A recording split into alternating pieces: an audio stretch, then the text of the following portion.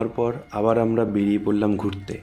আর এখন আমরা যাচ্ছি বীরচন্দ্রপুরে, যেই জায়গাটি নিত্যানন্দ প্রভুর জন্মস্থান হিসাবেও খ্যাত।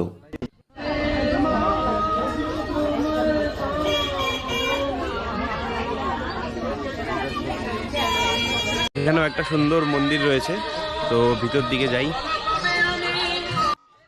এই জায়গাটিকে বলা হয় হাটুগারা আশ্রম।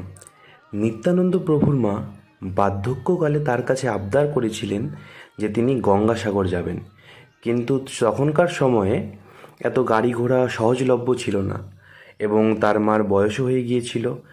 তাই প্রভু তার মাকে স্নান করানোর জন্য সব তীর্থকে আহ্বান করে এই কুণ্ডে এনেছিলেন।